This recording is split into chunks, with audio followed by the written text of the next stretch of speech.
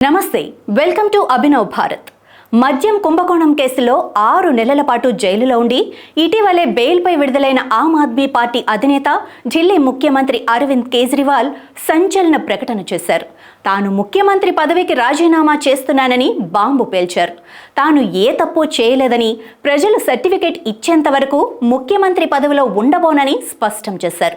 48 గంటల్లో పదవికి రాజీనామా చేసి మధ్యంతర ఎన్నికలకు వెళ్తానని, ప్రజల్లో తన విశ్వసనీయతను పరీక్షించుకుంటానని ప్రకటించారు. కేజ్రీవాల్ రాజీనామా ప్రకటన చేయడంతో ముఖ్యమంత్రి పదవి రేసులో ఎవరున్నారన్న అంశం చర్చనీయాంశమైంది. ఆయన భార్య సునీత కేజ్రీవాల్, మంత్రులు అతీషి, గోపాల్ రాయ్లలో ఒకరు ముఖ్యమంత్రి అవుతారన్న వార్తలొస్తున్నాయి.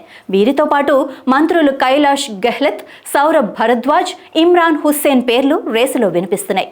దళిత నేతను గాని, మైనారిటీ నేతను కానీ ముఖ్యమంత్రిని చేసే అవకాశం కూడా లేకపోలేదన్న సమాచారం. భార్యతో కలిసి ఆదివారం పార్టీ కేంద్ర కార్యాలయానికి వచ్చిన కేజ్రీవాల్ 2 రోజుల్లో ఎమ్మెల్యేలతో సమావేశం ఏర్పాటు చేసి ఎన్నికల వరకు పార్టీ నేతల్లో ఒకరిని ముఖ్యమంత్రిని చేయనున్నట్లు ప్రకటించారు. అయితే ఢిల్లీ అసెంబ్లీకి వచ్చే ఏడాది ఫిబ్రవరితో ఎన్నికలు జరగాల్సి ఉండగా నవంబర్లోనే మధ్యంతర ఎన్నికలను నిర్వహించాలని ఆయన డిమాండ్ చేశారు. జైలు నుంచి వచ్చాక అగ్ని పరీక్షను ఎదుర్కోవాలని నిర్ణయించుకున్నానని ఈ సందర్భంగా కేజ్రీవాల్ పేర్కొన్నారు. ముఖ్యమంత్రి రేసులో ఆమ్ ఆద్మీ పార్టీ ప్రభుత్వంలో మంత్రి అతీషి పేరు ప్రధానంగా వినిపిస్తోంది. ఆయన ప్రస్తుతం ప్రభుత్వంలో మంత్రిగా ఉన్నారు. కేజ్రీవాల్, మనీష్ సిసోడియా వంటి అనుభవజ్ఞులైన నాయకులు జైలులో ఉన్నప్పుడు ప్రతి సందర్భంలోనూ అతీషి పార్టీ స్వరం పెంచారు.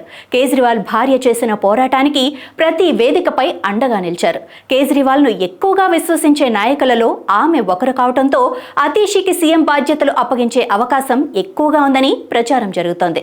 మరోవైపు కేజ్రీవాల్ జైలు నుంచి వచ్చి హఠాత్తుగా రాజీనామా చేయటం యాదృచ్ఛికం కాదని, ఇదంతా పక్కా వ్యూహంలో భాగంగానే జరుగుతుందని రాజకీయ నిపుణులు అంటున్నారు. బీజేపీ మాత్రం దీన్ని ఒక డ్రామాగా అభివర్ణించింది. నాయకులారా, మీ పనితనం మీ అధినాయకులకు తెలియజేయాలనుకుంటున్నారు. ప్రజలారా, మీ సమస్యలను మీ నాయకులకు తెలియజేయాలనుకుంటున్నారు. ప్రజా సమస్యల పరిష్కార వేదిక మీ అభినవ్ భారత్.